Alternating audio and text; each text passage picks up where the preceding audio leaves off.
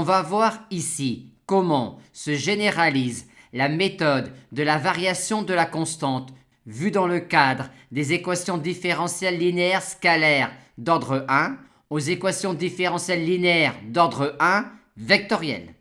Le cadre est le suivant. On considère une équation différentielle linéaire d'ordre 1 où les fonctions considérées sont à valeur dans un espace vectoriel E de dimension finie, petit n.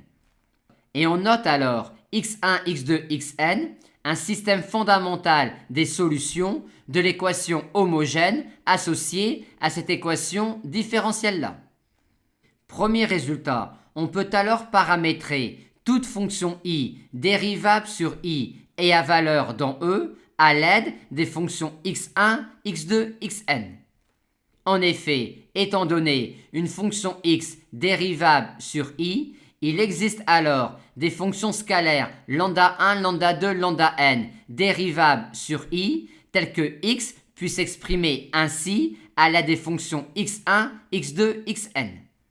Et si on met c1 ici, on pourra mettre c1 ici. Démontrons tout de suite ce résultat-là. X étant une fonction dérivable sur i, il s'agit de montrer qu'il existe des fonctions lambda 1, lambda 2, lambda n scalaires dérivables sur i telles que cela. Ce qui est évident, c'est que, étant donné que pour chaque réel t0 de i, x1 t0, x2 t0, xn t0 constitue une base de l'espace vectoriel E, il existe alors un unique n uplet lambda 1 t0, lambda 2 t0, lambda n t0, tel que x t0 puisse s'exprimer ainsi. Et on peut donc alors construire des fonctions lambda 1, lambda 2, lambda n telles que cela. Le souci est de justifier qu'alors lambda 1, lambda 2, lambda n sont dérivables sur i.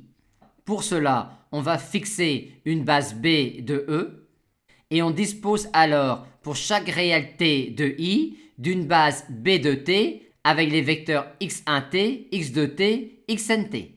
Maintenant, si on considère les fonctions coordonnées mu1, mu2, mu-n de la fonction x dans B, on obtient alors ici des fonctions mu1, mu2, mu-n qui sont dérivables sur i. Reste maintenant à exprimer lambda 1, lambda 2, lambda n en fonction de mu1, mu2, mu-n. Et pour cela, on va utiliser les formules de changement de base, étant donné que la colonne lambda 1t, lambda 2t, lambda nt est la colonne des composantes du vecteur x de t dans la base mobile b de t. Si on écrit la matrice de passage de b dans b de t pour un réel t fixé, on obtient une matrice.